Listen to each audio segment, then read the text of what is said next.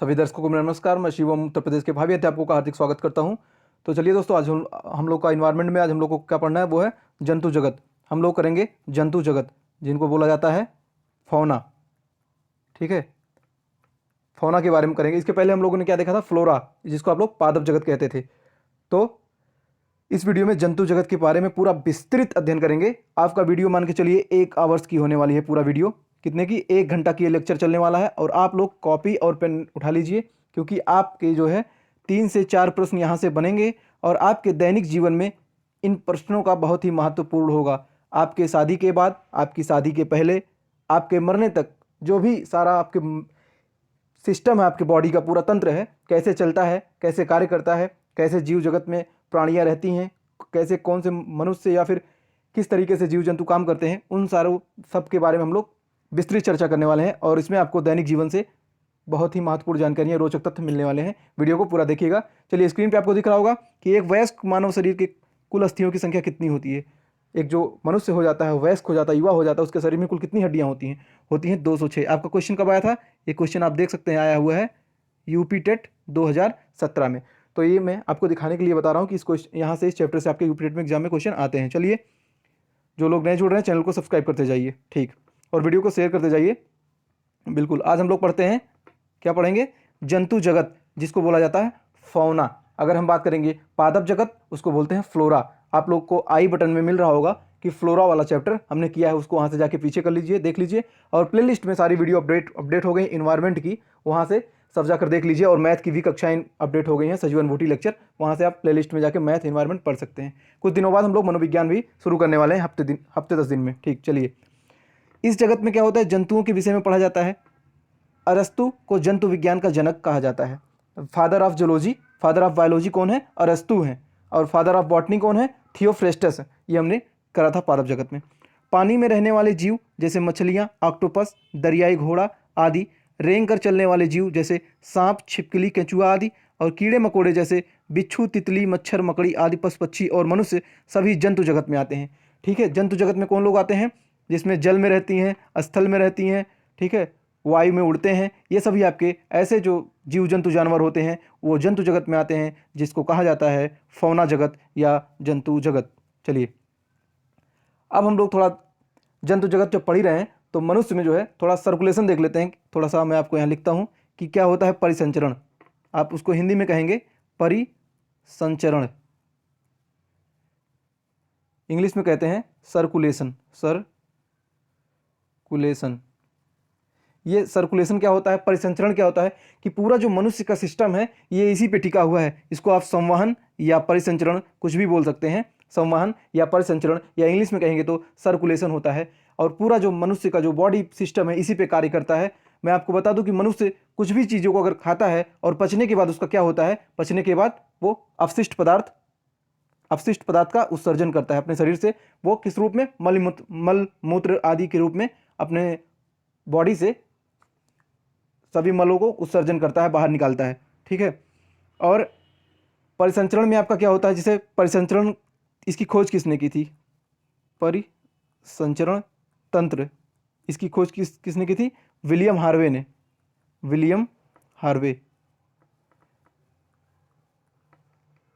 तो परिसंचरण तंत्र की खोज की थी विलियम हार्वे ने। अब हम लोग देखते हैं कि परिसंचरण जो हमारे बॉडी में होते हैं कुछ महत्वपूर्ण, जैसे ब्लड है पहला।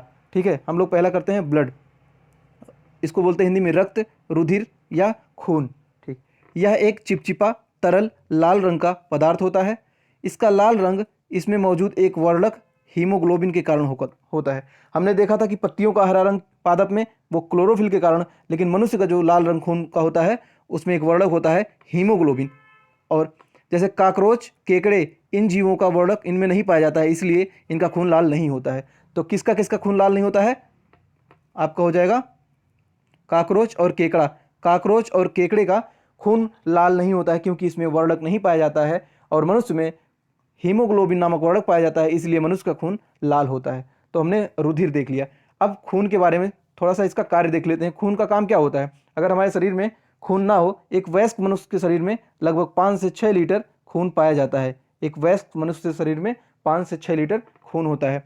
खून का वर्क क्या होता है, खून का कार्य क्या होता है, थोड़ा ये देख लेते हैं कि ये क्या करते हैं। पचे हुए भोजन को शरीर के विभिन्न भागों में पहुंचाते हैं।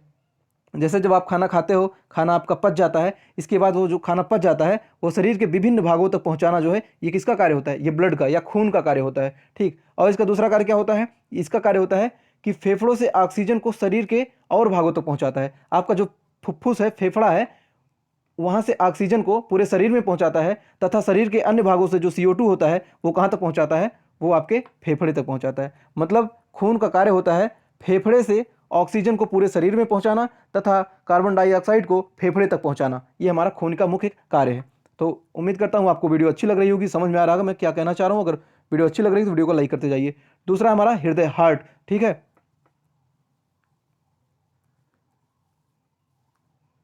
हार्ट है, ये क्या कहता है इसको जरा देखते हैं।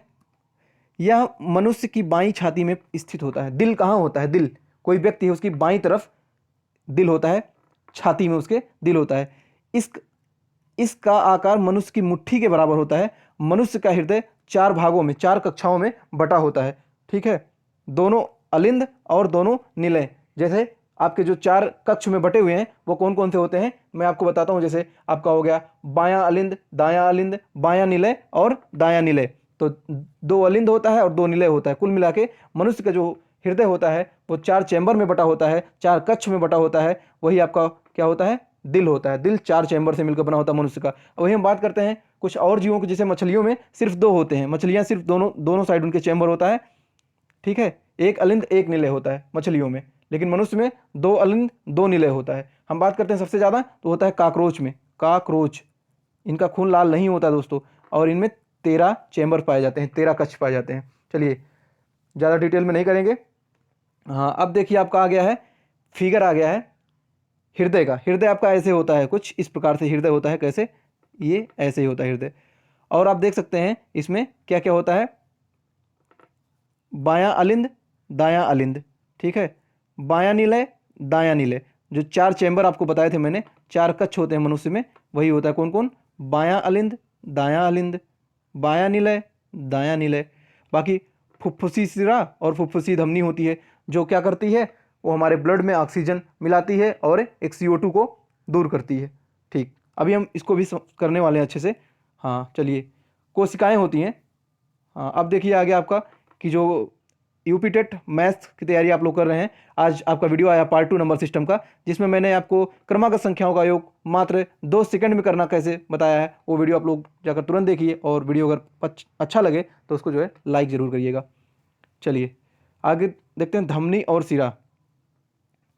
हमारा आता है तीसरा जो है धमनी और सिरा। हमने क्या क्या देख लिया? हमने ब्लड देख लिया पहला, दूसरा देख लिया हार्ट देख लिया।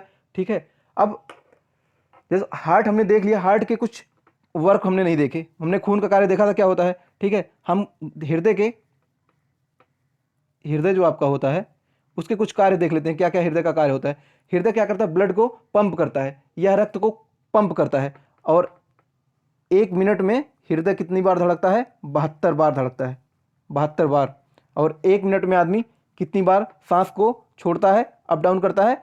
तो 18 से 20 बार मनुष्य जो है सांस को अनुलोम विलोम प्राणायाम, जिसको आप बोलते हैं प्राणवायु बोलते हैं, एक बार आप ऑक्सीजन को अंदर लेते हो, कार्बन डाइऑक्साइड को बाहर निकालते हो, तो ये क्रिया लगभग 18 से 20 बार करते हो 1 मिनट में। और वही बात करते हैं जो आपकी नब्ज होती है, जो नस धड़कती है, जो हार्ट धड़कता है, तो आपका जो खून होता है, ब्लड होता है, जब उसको हृदय पंप करता है, जैसे कोई चीज़ पुश दबाता है उसके बाद पंप होता है, पूरे ब्लड आपके शरीर में फैल जाता है, फिर छोड़ता है फिर दबाता है, फिर छोड़ता है फिर दबाता है। तो इस तरीके से 72 बार आपका हृदय धड़कता है। और हम जान लेते हैं हृदय की जो दिल की धड़कन को सुनते हैं, किससे सुनते हैं? डॉक्टर जो लगाते हैं आला, जिसको आप लोग बोलते हो, उसको इंग्लिश में बोलते हैं स्टेथोस्कोप। स्टेथोस्कोप बोलते हैं, आल्हा इसको आप लोग कहते हैं। डॉक्टर जो है लगा के कानों में बैठे होते हैं, और जब भी कोई जाता है तो पहले उसका हार्ट बीट देखते हैं, कितना धड़कन चल रहा है। तो 72 नॉर्मल होता है। ठीक है, कई कई बार ये बढ़ भी जाता है। जैसे आप अगर पहाड़ों पे चढ़ाई कर रहे हैं तो आपका हार्ट जो है सांस जल्दी जल्दी लेने लगते हैं, तो वहाँ पे 80-85, ठीक है, ऐसे हो जाता है। और बच्चों में ज़्यादा होता है दिल की धड़कन। या फिर जैसे आपको कोई दिक्कत हो जाए, कोई मतलब जैसे आप डर जाएं, ठीक है, या फिर बहुत ज़्यादा खुशी हो जाए, डर जाए या फिर खुशी हो जाती है, तो ऐसे केस में आपका हृदय बढ़ जाता है। मैं एक एग्जाम्पल आपको लेकर बताता हूँ हार्ट से। जैसे कि मान लीजिए आप छत पे खड़े हैं, ठीक है, शाम हो गई है, अंधेरा हो गया है, आप कुछ सोच रहे हैं, तब तक पीछे से कोई आके आपके कंधे पर अपना हाथ ऐसे रख देता है, फिर आप तुरंत चौंक जाते हैं, मतलब पीछे अचानक मुड़ के देखते हैं, फिर पता लगता है वो ये तो मेरी वाली है, तो फिर आपका जो हार्ट होता है वो नॉर्मल होने लगता है जब आपको पता चलता है कि ये मेरी वाली है। लेकिन जब तक आपको ये नहीं पता होता कौन है, ठीक है, तब तक आपका हार्ट बीट जो है बढ़ जाता है एक साइड के लिए, अरे मुझे कौन टच कर दिया, ठीक है, तो उस टाइम आपका 80 से 85 हो जाता है हार्ट बीट, 90 भी हो जाता है 1 मिनट में। तो ऐसे केसेस में हार्ट बीट हमारे बढ़ जाते हैं, ठीक है। अब देखते हैं धमनी सिरा। धमनी और सिरा क्या होती है? धमनी क्या होता है? धमनी में ऑक्सीजन वाला रक्त होता है, ठीक है, और जिसे शुद्ध रक्त कहते हैं। परंतु फुफ्फुसी धमनी जो होता है उसमें अशुद्ध रक्त होता है। धमनियां दिल से निकलती हैं, हार्ट से धमनियां निकलती हैं। धमनी बहुत इंपॉर्टेंट है क्योंकि धमनी में ऑक्सीजन वाला रक्त होता है, लेकिन फुफ्फुसी धमनी में वो अशुद्ध रक्त होता है। और सिरे की बात करते हैं तो सिरा में कार्बन डाइऑक्साइड वाला रक्त होता है जिसे अशुद्ध रक्त कहते हैं, परंतु फुफ्फुसी सिरा में शुद्ध रक्त होता है। अब इसमें दोनों में से हम कंक्लूजन क्या निकालते हैं, चलिए हम आपको यहाँ नोट करके बताते हैं, ठीक है। सिरा और धमनी, पहले हम धमनी लिखते हैं, इसके बाद हम सिरा लिखते हैं, ठीक है। हमारा धमनी में क्या होता है? इसमें शुद्ध रक्त होता है, इसमें ऑक्सीजन वाला रक्त होता है। सिरा में क्या होता है? इसमें अशुद्ध रक्त होता है, CO2 वाला रक्त होता है। लेकिन हम बात करते हैं फुफ्फुसी धमनी में, तो इसमें फुफ्फुसी धमनी में अशुद्ध रक्त होता है। और बात करते हैं फुफ्फुसी सिरा में, तो इसमें जो है शुद्ध रक्त होता है। धमनी हमारा जो है ऑक्सीजन वाला रक्त है, सिरा हमारा कार्बन डाइऑक्साइड वाला रक्त है, ठीक है। फुफ्फुसी धमनी अशुद्ध रक्त है, फुफ्फुसी सिरा शुद्ध रक्त है। बस इतना आपको पढ़ना है, ज़्यादा यहाँ से कुछ पढ़ना नहीं है, ठीक है।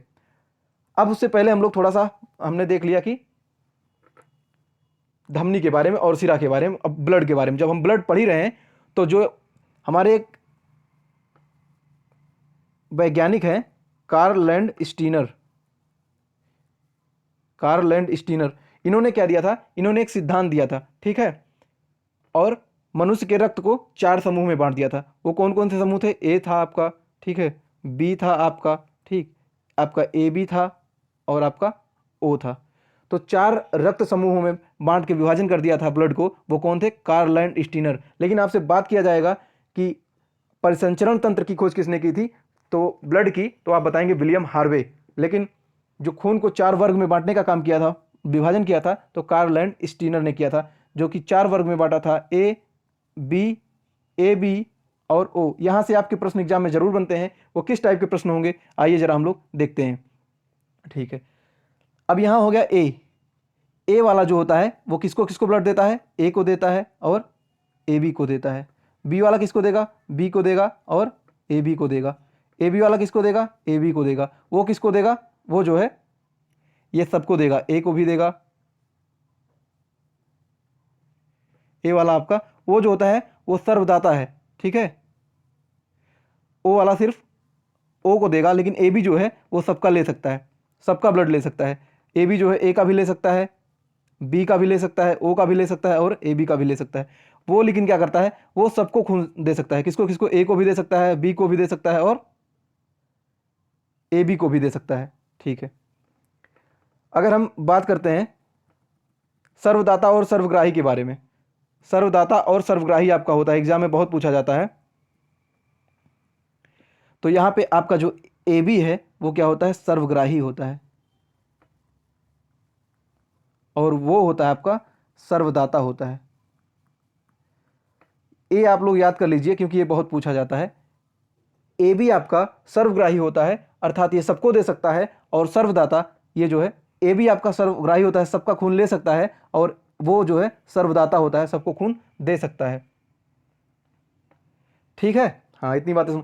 अब यहाँ से एक छोटी स्टोरी आपको बताता हूँ। जैसे कोई टॉफ़ी हो, क्या हो? कोई टॉफ़ी हो, और हम कहें कि जो AB है, मतलब AB कह सकते हैं आप लोग ऐसे ट्रिक में, AB जो है सबका टॉफ़ी खा जाता है, AB सबका टॉफ़ी खा जाता है, और वो बेचारा क्या करता है? वो सबको टॉफ़ी देता रहता है, सबको टॉफ़ी देता रहता है, ठीक। AB सबका टॉफ़ी खा जाता है, मतलब AB, भी का मतलब B से लगाइएगा ट्रिक में थोड़ा। AB सबका टॉफ़ी खा जाता है और वो बेचारा क्या करता है? सिर्फ बांटता रह जाता है, वो सबको टॉफ़ी देता रह जाता है, इसलिए वो सर्वदाता है। चलिए, ब्लड से इतनी जानकारियाँ हमको मिल गई। अब हम लोग देखते हैं कि मनुष्य में पाचन कैसे होता है।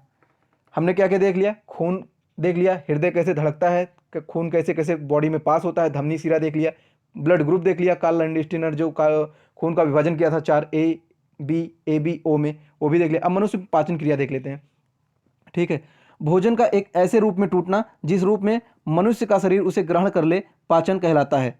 पाचन प्रक्रियाओं में जो अंग मदद करते हैं वे मुंह, ठीक है, अमाशय, ग्रास नली, छोटी आंत, बड़ी आंत और मलाशय तथा गुदा, ये इतनी चीज़ों से आपका पाचन तंत्र होता है। पाचन तंत्र में कौन कौन सी मुख्य बातें होती हैं, कैसी कैसी प्रोग्रेस होता है, कैसी कैसी प्रक्रियाएं होती हैं, मैं आपको इस वीडियो में पूरा बताने वाला हूं। चलिए देखते हैं अब हमारा पाचन प्रक्रियाएं कैसे होती हैं। कोई चीज़ हम क्या पहले करते हैं, हम पहले उसको अंतर्ग्रहण करेंगे, फिर उसका पाचन होगा, ठीक है, फिर उसका अवशोषण करेंगे जो जो हमें लेना होगा उसमें से, फिर उसमें से स्वांगीकरण क्रिया होगी, ठीक है, मतलब ब्लड तक पहुंचाने का काम होगा, जो हम लिए रहेंगे प्रोटीन विटामिन मिला रहेगा उसमें। इसके बाद उसका बहिष्करण जो है गुदा के रूप से बाहर आ जाता है मल। तो ये इस प्रकार से पाचन प्रक्रिया हमारा होती है। कैसे होता है, पहले हम अंतर्ग्रहण करते हैं कोई चीज़। ठीक, चलिए आइए पेन चेंज करते हैं और पहला पढ़ते हैं अंतर्ग्रहण। अंतर्ग्रहण में दोस्तों होता है कि जब मनुष्य, इस प्रक्रिया में मनुष्य भोजन को शरीर के अंदर ले जाता है। कोई जैसे आप खाना खाते हैं तो उसका मतलब होता है अंतर्ग्रहण, अंतर मतलब होता है अंदर, ग्रहण मतलब ले जाना। तो कोई भी चीज़ अंदर ले जाना, कोई भी चीज़ आप खाते हैं तो उसको कहते हैं अंतर्ग्रहण। पाचन प्रक्रिया का पहला भाग है अंतर्ग्रहण।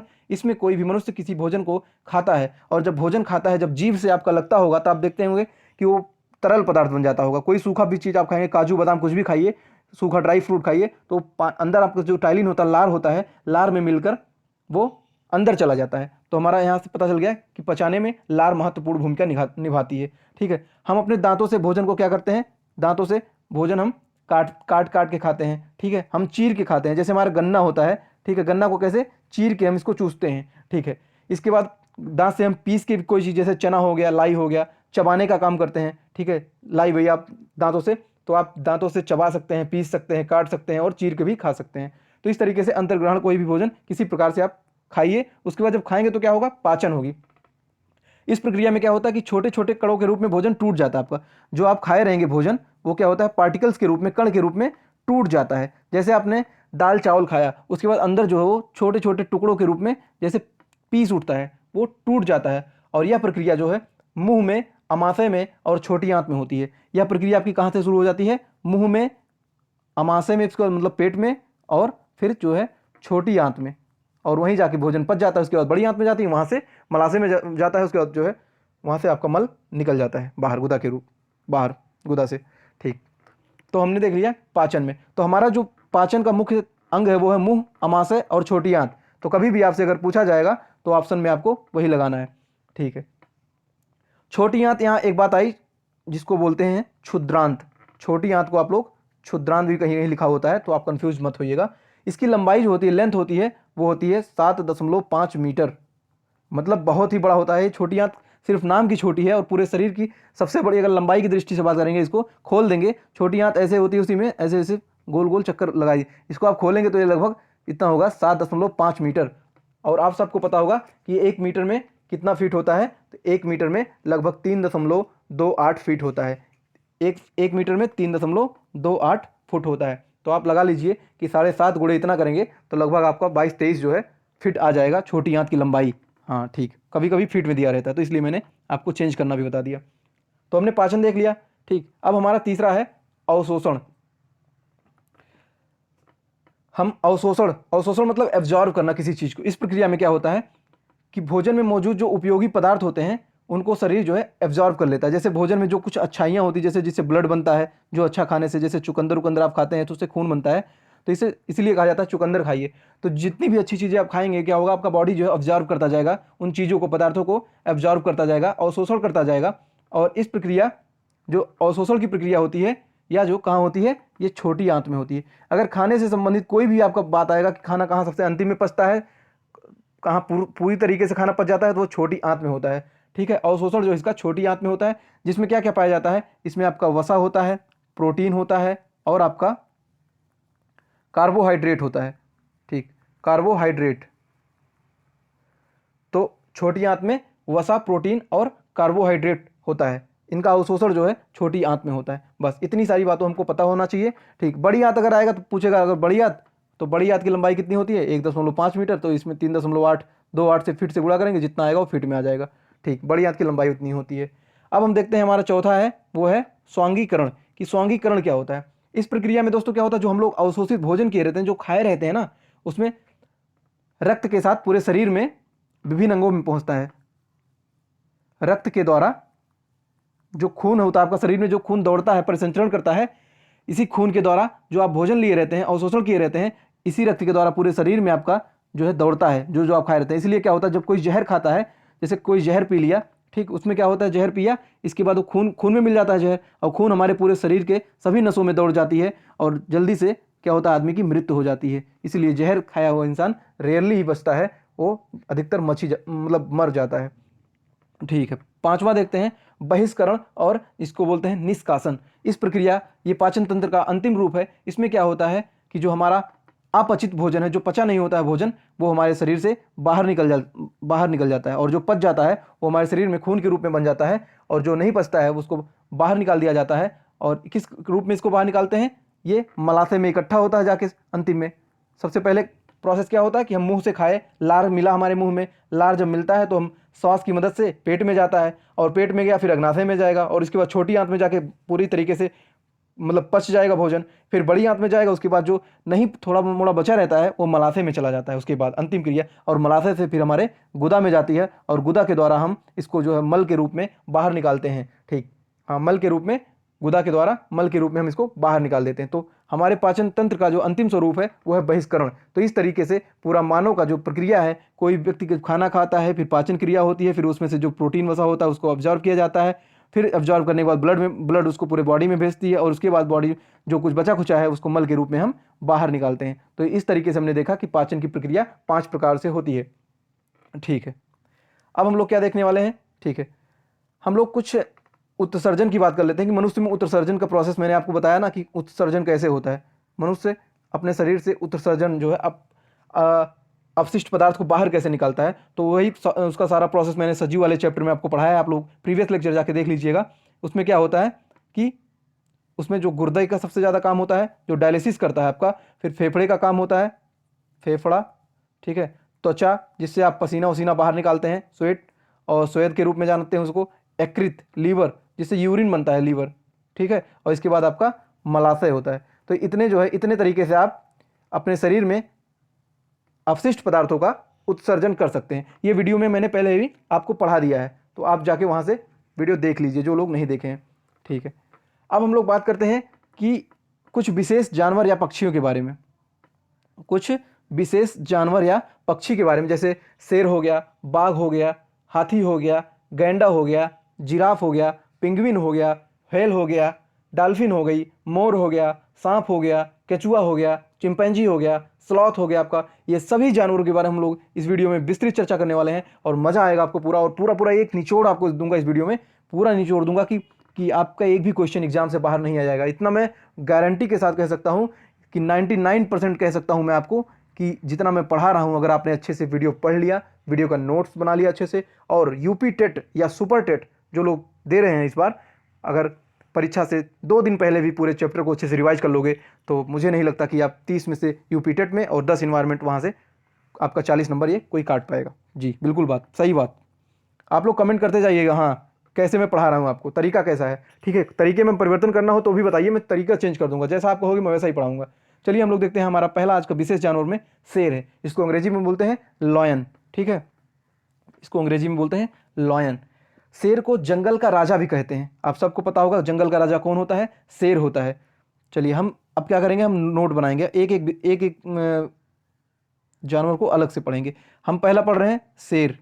ठीक, शेर को अंग्रेजी में लायन कहते हैं, और ये आपका जंगल का राजा होता है। कहाँ का राजा होता है, जंगल का राजा, सबको पता होगा।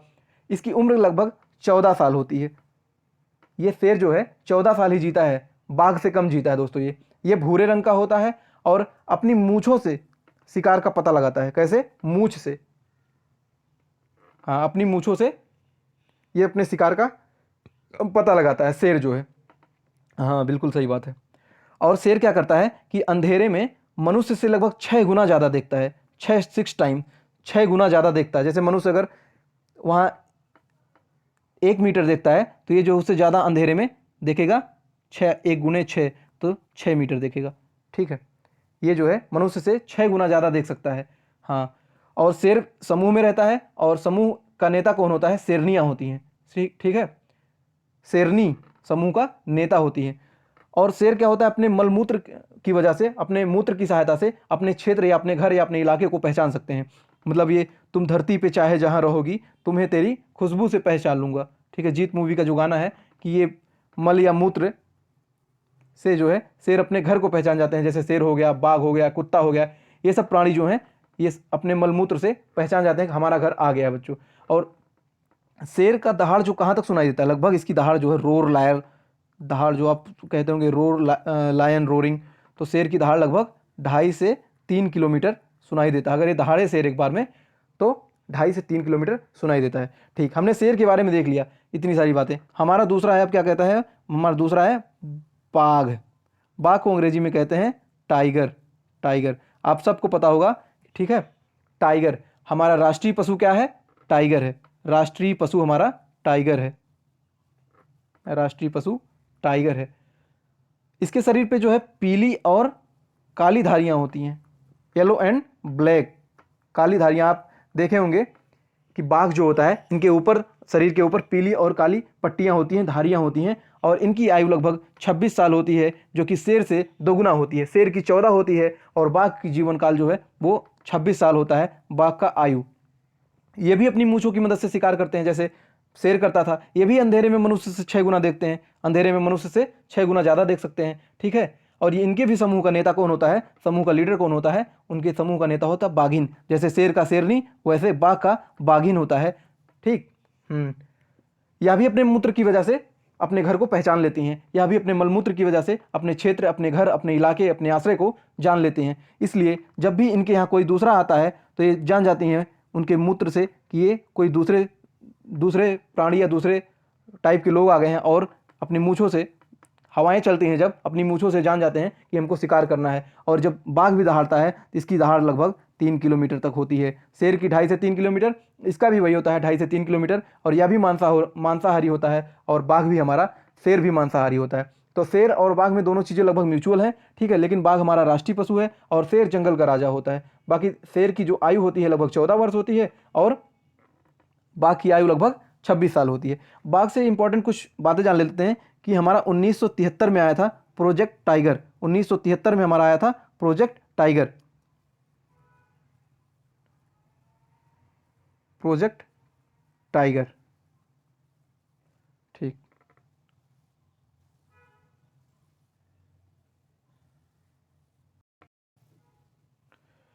तो 1973 में आपका प्रोजेक्ट टाइगर आया था। और बाघ दिवस कब मनाया जाता है साथियों? तो आप तुरंत कहिएगा, 29 जुलाई को बाघ दिवस के रूप में प्रतिवर्ष मनाया जाता है। 29 जुलाई को बाघ दिवस के रूप में मनाया जाता है। भारत में कुल कितने बाघ अगर हम पूछेंगे तो आप कहेंगे 2967 बाघ हैं, अकॉर्डिंग टू 2019 भारत वन रिपोर्ट। ठीक है, और 70% बाघ जो है भारत में अकेले हैं। पूरे विश्व का 70% बाघ भारत में है। और भारत में कुल 50 टाइगर रिजर्व हैं। आप सबको पता होगा कि भारत में अब तक कुल 50 टाइगर रिजर्व हैं, जिसमें मध्य प्रदेश और अंडमान निकोबार में 9 तथा और सब में कम है। सबसे ज़्यादा टाइगर रिजर्व मध्य प्रदेश और अंडमान निकोबार में है। बाकी पूरे भारत की बात करेंगे तो 50 टाइगर रिजर्व हैं, 70% अकेले भारत में है। 29 जुलाई को बाघ दिवस और 2967 पूरे भारत 2019 में, according to 2019 Bharat survey one survey. और 1973 में आया था प्रोजेक्ट टाइगर, यानी बाघ संरक्षण के लिए पहला था जिम कॉर्बेट नेशनल पार्क। कौन था? Jim Corbett national park. अब हम विशेष प्राणियों या जानवरों में बात करते हैं। तीसरा हमारा है हाथी। कौन है? हाथी। अब हाथी के बारे में देख लेते हैं कुछ चीज़ें। जैसे हाथी ये स्थल मंडल का सबसे बड़ा जानवर है।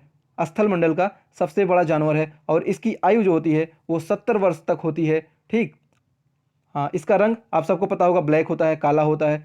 और ये अपने शरीर को ठंडा रखने के लिए क्या करती है? पानी में खेलती रहती है, कीचड़ में खेलती है। पानी आप देखते होंगे हाथी अगर जहाँ भी तालाब होगा, पौंड में, आप कहानी भी पढ़े होंगे कि पौंड और एलिफेंट वाला, कि हाथी तालाब में कीचड़ में खेलती है। क्यों? क्योंकि वो अपने शरीर को ठंडा करती है। और इतना पूरे स्थल मंडल का सबसे बड़ा जानवर हाथी है।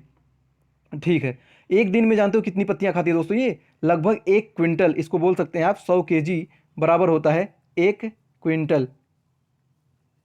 हाथी एक दिन में 1 क्विंटल पत्तियां जो है खा जाती है। हाथी जब पत्ती खाती है तो इससे पता चल रहा है हाथी शाकाहारी होती है। ठीक है, हाथी आपकी शाकाहारी होती है। ये बहुत कम सोती हैं, पूरे दिन में, पूरे दिन रात मिला के बस जो है ये 2 से 4 घंटे सोती हैं। 2 से 4 घंटे सोती हैं हाथी। आपका कितना सोती हैं?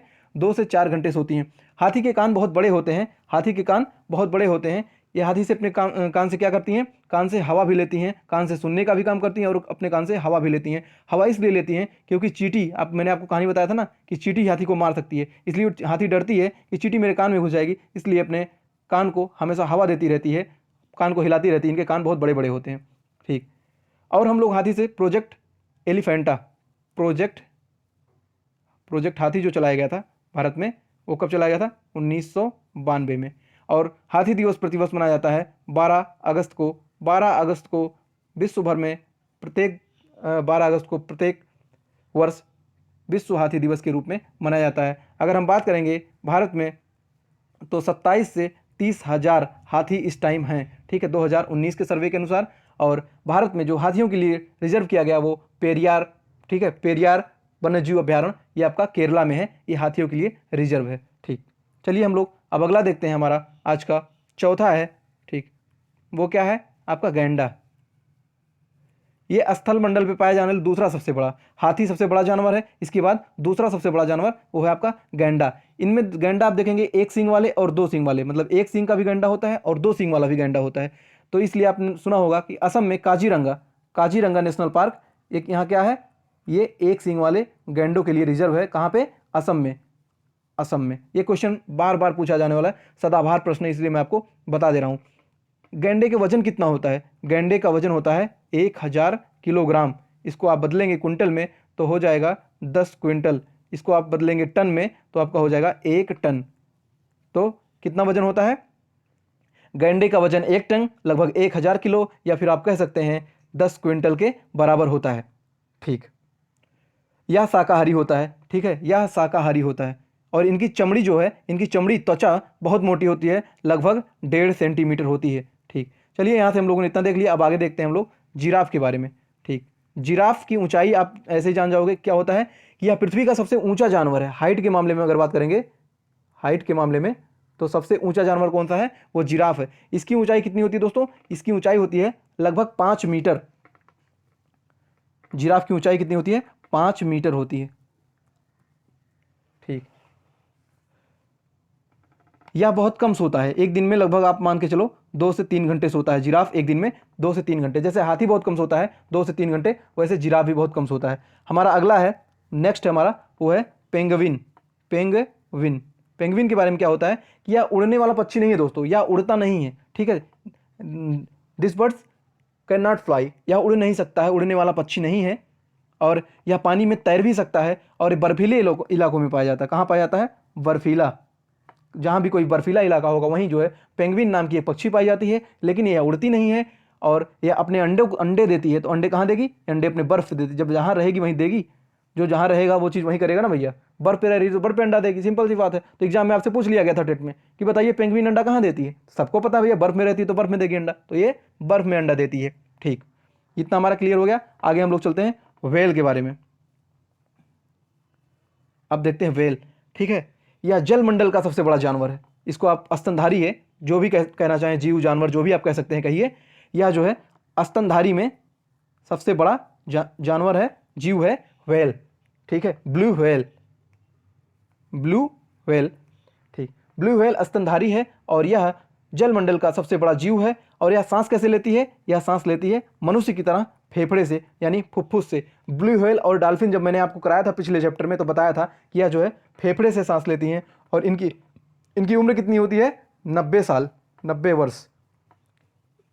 तो ब्लू व्हेल 90 साल जीती हैं और यह स्तनधारी होती हैं क्योंकि यह बच्चे को जन्म देती हैं, और बच्चे को जन्म देती हैं तो बच्चों को दूध भी पिलाती हैं, इसलिए इनके स्तन होते हैं, स्तनधारी होती हैं ब्लू व्हेल। ठीक, अगला नंबर हमारा आता है, उसका आता है डॉल्फिन का। हाँ, डॉल्फिन से आपको तुरंत याद आ गया होगा कि हमारा राष्ट्रीय जलीय जीव कौन सा है? डॉल्फिन है। ठीक है, गंगा डॉल्फिन हमारा जलीय राष्ट्रीय जीव है। ये आप सबको पता होगा कि जलीय, आप जल से आए तो यह पानी में रहेगा। कहाँ रहेगा डॉल्फिन? ये पानी में रहेगा। ये भी स्तनधारी है, ब्लू व्हेल की तरह ये भी स्तनधारी है और इसके भी बच्चे होते हैं और अपने बच्चों को ये भी दूध पिलाने का कार्य करती है। और इसकी लगभग आयु जो होती है वो आपकी 50 वर्ष की होती है। कितने साल की? 50 वर्ष की होती है इसकी आयु। डॉल्फिन आपका 50 साल जीती है, लेकिन ब्लू व्हेल 90 साल तक जीती है। ठीक है। डॉल्फिन को बिहार में सुनसु कहा जाता है। ठीक है, सुनसु, बिहार में डॉल्फिन को सुनसु कहा जाता है, और बिहार में गंगा नदी में, ठीक है, गंगा डॉल्फिन पाई जाती है। और यह बहुत बुद्धिमान प्राणी है, बहुत बुद्धिमान जीव है, और मनुष्य के साथ इसका मेल जोल जो है जल्दी हो जाता है। बिल्कुल सही बात। मनुष्य, अगर आप इनसे मिलेंगे डॉल्फिन से, तो इनसे आपकी दोस्ती बहुत जल्दी हो जाएगी। अगला देखते हैं हम लोग। नेक्स्ट हमारा है मोर। मोर, तुरंत आपके दिमाग में आएगा कि हमारा राष्ट्रीय पक्षी कौन सा है? मोर है। ठीक है, इसके पंख नीले होते हैं, बचपन से पढ़ते हैं। इनके सिर पे एक मुकुट होता है। आप सब जो है क्या करते हैं, जब पंख कहीं डांस करती है, वो जब सीजन में मोर नाचती है तो पंख अपने छोड़ जाती है, तो आप क्या करते, उसको जो है उठा लाते थे, और कहाँ क्या करते थे, किताबों में रखते थे, कहते थे ज्ञान इससे बढ़ेगा। ठीक है, ये होगा फलाना ढिमकाना, जो भी आप कह सकते थे। तो मोर हमारा राष्ट्रीय पक्षी, इसके पंख नीले होते हैं, हरे होते हैं, इसके सिर पर एक मुकुट होता है। इसकी आयु 20 साल होती है। इसकी ज़्यादा आयु नहीं होती है मोर की, और इसकी आयु 20 साल होती है, और हर साल में अपने पंख छोड़ा करते हैं। और यह सर्वाहारी है, मतलब ये शाकाहारी और मांसाहारी दोनों है। मोर जो है शाकाहारी और मांसाहारी दोनों है, सांप को खा जाते हैं। ठीक है, सांप की बात आ गई, तो चलो भाई सांप अगला हम देख लेते हैं। हमारा नेक्स्ट जो है स्नेक्स सांप है। क्या करता है सांप? सांप जो है रेंग कर चलता है। कैसा? रेंग कर चलता है, ये रेंग कर चलता है, और इनके दांत होते हैं। सांप दांत होता है, तभी तो आपको काटता है, किसी को काटता है दांत से ही काटता है। और भोजन कैसे करते हैं सांप? ये पूरा निगल जाते हैं, क्योंकि सांप जो है क्या होता है, सांप ये मांसाहारी होता है। सांप आपका मांसाहारी होता है, इसलिए किसी भी जीव को, मेंढक को जैसे निगल जाता है, खा जाता है, पूरा कीड़े मकोड़े सब खा जाता है सांप। ठीक, तो सांप पूरा, ये आपसे एग्जाम में एक बार पूछा गया था कि सांप अपने भोजन को किस रूप में लेता है, काट कर खाता है, चबा के खाता है, निगल जाता है, तो ऑप्शन इसका हो जाएगा निगल के खाता है। सांप अपने भोजन को निगल जाता है, और सांप के कान नहीं होते हैं, आप सबको पता हो, लेकिन सांप जान जाता है। अगर आप लाठी लेके मारने जाते हो सांप को तो जान जाता है, मारना नहीं चाहिए। हालांकि भगवान शंकर, जय जय भोलेनाथ, जय भोलेनाथ, तो शंकर जी के रूप है जो है सांप, तो मारना नहीं चाहिए। उनके कान नहीं होते हैं, लेकिन कोई व्यक्ति या कोई भी उनके आसपास जाएगा तो महसूस करते हैं। कैसे महसूस करते हैं? वाइब्रेशन से वो महसूस कर सकते हैं, कंपन होता है, वो जान जाते हैं कि हमारे पास कोई आ रहा है। ठीक है, इसलिए वहाँ से वो चले जाते हैं। तो हमने देख लिया सांप रेंग कर चलते हैं, सांप के दांत होते हैं, और ये मांसाहारी होते हैं, कीड़े मकोड़े मेंढक को खाते हैं, निगल जाते हैं। ठीक, इनके कान नहीं होते हैं, लेकिन ये महसूस करते हैं। ठीक, इनके 2 खोखले दांतों का प्रयोग अपने जहर निकालने के लिए करते हैं। जैसे किसी व्यक्ति को जब काटते हैं तो दो दांतों से काटते हैं, तो उससे क्या होता है, इनका जहर बाहर निकल जाता है, और इनकी जहर से ही सांप काटने की दवा बनती है। इनके जहर से ही इसकी दवा बनाई जाती है काटने की। हमको पता है कि हमारे देश में कुल 4 प्रकार के विषैले सांप पाए जाते हैं। 4 प्रकार के विषैले सांप पाए जाते हैं। कौन कौन से? आपका हो गया नाग, हो गया, जिसको आप लोग कोबरा कहते हैं, किंग कोबरा। दूसरा हो गया दुबोइया, हो गया, ठीक है, दुबोइया हो गया। ठीक, तीसरा आपका हो गया करैत, करैत विषैला सर्प है। चौथा हो गया अफाई। तो इस प्रकार से हम कह सकते हैं भारत में कुल 4 प्रकार के सांप पाए जाते हैं। नाग, जिसको कोबरा कहते हैं, दुबोइया, करैत और अफाई। ठीक, लेकिन जो कोबरा आपका होता है, कोबरा सांप होता है, जो नाग होता है, ये क्या करते हैं, घोंसला बनाते हैं। ये घोंसला अपना घर जो कैसे बनाते हैं, घोंसला बना के रहते हैं। तो कौन से वाले सांप? कोबरा। ठीक, हाँ। अब थोड़ा सा अजगर के बारे में डिटेल में देख लेते हैं। जैसे अजगर, आपका अजगर क्या होता है? अजगर जो है सबसे लंबा जीव है। अजगर लंबाई के मामले में सबसे लंबा जीव अजगर होता है, और इसकी लंबाई कितनी होती है? 30 फीट तक हो सकती है। इसकी लंबाई 30 फीट हो सकती है, और ये किसानों का मित्र कहा जाता है, क्योंकि ये क्या करते हैं कि जो फसल आपके नुकसान करते हैं, चूहे, उन चूहों को खा जाता है। चूहों को कौन खा जाता है? अजगर, इसलिए अजगर को किसान का मित्र भी कहते हैं। अगला देखते हैं केंचुआ। नेक्स्ट हमारा है केंचुआ। ये सब प्रश्न आपके एग्जाम में आए हुए हैं, ये सब फर्जी के प्रश्न नहीं। जब मैं आपको कल कराऊंगा पूरे यूपी टेट में 2011 से लेके 2018 तक का, जब पूरा 19 तक का पूरा प्रश्न आपको कराऊंगा, तब उसमें मिलेगा सारा क्वेश्चन। फिर कहोगे यार मज़ा ही आ गया, सर ने क्या लाजवाब टेट का सीरीज चलाया। पूरा आप सब पिछला वीडियो देख डालो, इससे आपको बहुत फ़ायदा मिलने वाला है। चलिए, जो लोग चैनल को सब्सक्राइब नहीं किए हैं, अभी सब्सक्राइब करके घंटा दबा दें। ठीक, अब केंचुआ के बारे में देख लें। ये भी रेंग कर चलता है, ये भूरे रंग का होता है। सबने देखा होगा, इसकी उम्र 60 साल होती है। सबने देखा होगा कि बरसात में क्या होता है, सब ज़मीन पे हमारे केंचुए आ जाते हैं, बहुत सारे, बहुत लोग गिना भी जाते हैं, गिन लगती है। ठीक है, तो केंचुआ वही होता है आपका, जो भूरे रंग का होता है, ज़मीन पर रेंगता रहता है, ऐसे ऐसे, मतलब ऐसे ऐसे चलता रहता है। मैं खुद, मुझे बहुत घिन लगती है केंचुए से। और मैं क्या करता था बचपन में ना, उसको पैर से टच करता था, ऐसे टच करता था, तो वो तुरंत अपने बिल में घुस जाता था, जहाँ पे वो ऐसे चाले रहते हैं, मिट्टी को चालते हैं, और मिट्टी को चाल के क्या करते हैं, जिसे मिट्टी को जैसे उछाल दिए और मिट्टी के नीचे तक हवा पास होती रहती है, ठीक है, इस और भुरभुरी कर देते हैं मिट्टी को, तो इसलिए इनको किसानों का मित्र कहा जाता है। जब मिट्टी को ये लोग ऐसे चाल देते हैं और हवा पास होती है, वहाँ की मिट्टी मिट्टी भुरभुरी हो जाती है और यहाँ उर्वरकता बढ़ जाती है, इसीलिए केंचुआ को किसानों का मित्र कहा जाता है। जिस प्रकार से हमने देखा अजगर जो है किसानों का मित्र कहा जाता है, उसी प्रकार से आपका केंचुआ भी किसानों का मित्र है। तो ठोको ताली, बिल्कुल। तो केंचुआ भी आपका किसानों का मित्र हो गया। अब हमारा अगला जो आता है वो आता है चिंपैंजी। क्या शानदार सेशन चल रहा है यार, क्या शानदार, मज़ा मज़ा मज़ा, पूरा मज़ा ही मज़ा है, मज़ा ही मज़ा है भैया, मज़ा ही मज़ा है। अध्यापक बन ही जाओगे, कोई दिक्कत नहीं है। 45,000 से स्टार्टिंग सैलरी, क्या मज़ा है 45,000 से, मज़े लो एकदम बढ़िया से। हाँ, थोड़ा पार्टी वार्टी दे देना और क्या, कोई दिक्कत नहीं है, ठीक है। अब चिंपैंजी के बारे में देखते हैं। यह सबसे होशियार जानवर होता है। कैसा होता है? होशियार, होशियार, खबरदार, शानदार, जो भी है, चिंपैंजी सबसे होशियार होता है। और जैसे कपी है, मतलब बंदर, या चिंपैंजी मानव इसी का रूप है, इसीलिए मानव को इसका वैज्ञानिक नाम होमो सेपियंस सेपियंस है। और इसका खोपड़ी जो होता है 1450 सीसी का होता है मानव का, ठीक है। और क्या बताएं इसके बारे में हम आपको? हाँ, ये चिंपैंजी जो है इसका मुखिया नर होता है। जैसे जिस प्रकार से हमारे मानव होते हैं, जैसे हमारे घर में क्या मुखिया कौन होता है, लीड कौन करता है? पापा हम लोग के होते हैं, ठीक है। हाँ, कहीं जिसके घर में कोई बुजुर्ग है तो दादा करेंगे, बड़े पापा करेंगे, काका करेंगे, जो भी आप कह लो कि हाँ उस घर का मुखिया नर होता है। तो चिंपैंजी भी वही करता है, क्योंकि मानो उसी की जो है अनुयायी है। हाँ, और इनकी आयु 50 साल होती है, ठीक। चिंपैंजी की आयु 50 होती है, मानव की भी तो वही है 70 से 80 साल। अब कहाँ 2011 के बाद जो बच्चे पैदा हो रहे हैं तो उनकी आयु तो सिर्फ 60 साल ही है, उनकी आयु घट जा रही है, ठीक।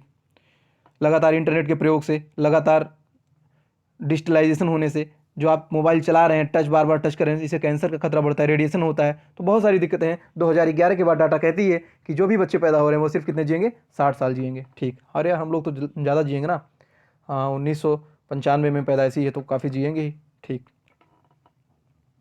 60 साल जो है मनुष्य 2011 के बाद जिएगा जो पैदा होगा। और चिंपैंजी कितने साल का? 50 साल का जीता है, ठीक। ये सर्वाहारी होता है, जैसे मनुष्य है शाकाहारी भी होता है, वो द्वितीयक उपभोक्ता भी होता है और प्राथमिक भी उपभोक्ता होता है। मैंने आपको पहले वाले लेक्चर में सब कराया है। अब लास्ट बट नॉट लिस्ट आज का हम लोग करते हैं स्लॉथ।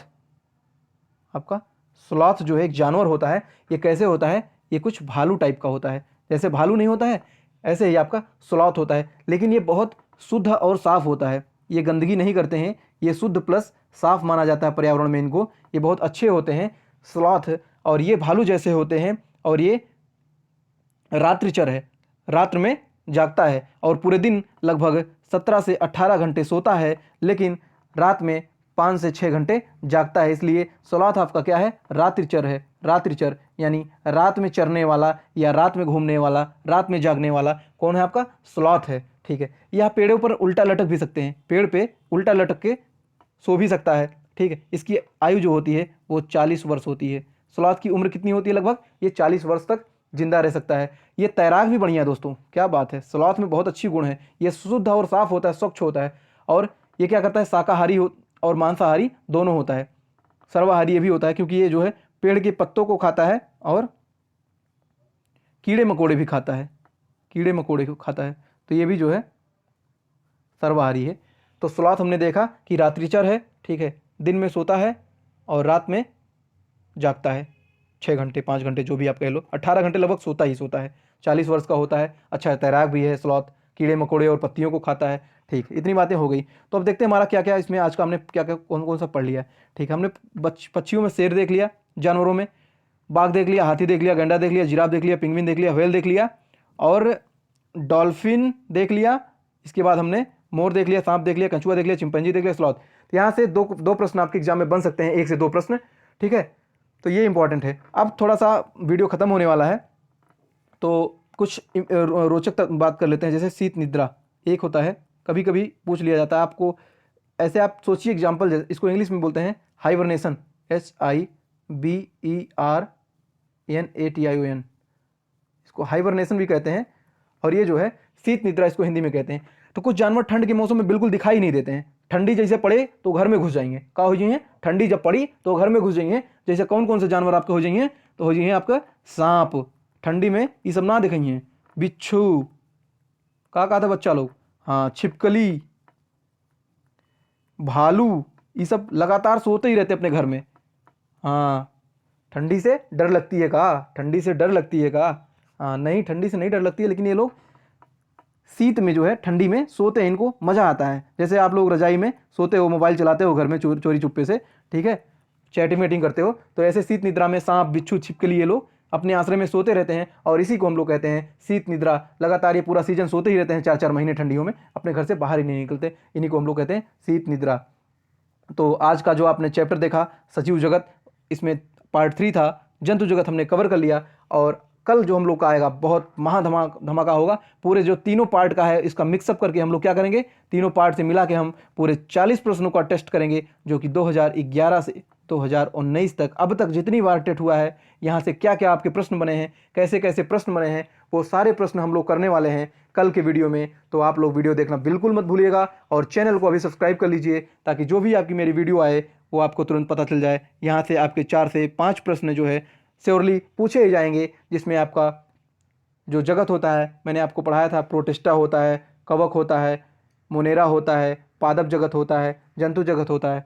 तो ठीक है, आवाज़ डिम हो रही है, लेकिन होने नहीं दूंगा। और टेट में आपको फिर से कह रहा हूँ कि 130 नंबर जो है प्लस आपको स्कोर करवाना मेरी जिम्मेदारी है, ये मेरा प्रॉमिस है। और आपका ड्यूटी मैं बार बार बोल रहा हूँ कि द फायर स्टडी चैनल का मेन मोटिव यही है कि हर घर शिक्षक देना, हर घर शिक्षक देना, प्राइमरी और जूनियर दोनों भर्तियों में हर घर एक शिक्षक देना द फायर स्टडी का काम है। और आपका काम है शिक्षक बन के बच्चों के प्रति लगाव, बच्चों के प्रति शिक्षा और उदारीकरण की भावना को समाज में विकसित करना। तो आज की वीडियो को यहीं समाप्त करते हैं। वीडियो अगर अच्छा लगा हो तो प्लीज़ दोस्तों वीडियो को लाइक कर दीजिए, और चैनल द फायर स्टडी को सब्सक्राइब कर दीजिए, और घंटी को दबा के हमें प्यार और आशीर्वाद प्रदान कीजिए, और जल्दी से आप यूपी टेट का पेपर दी के 130 प्लस नंबर लाइए। मिलते हैं अगले वीडियो में, तब तक के लिए नमस्कार, जय हिंद, जय भारत।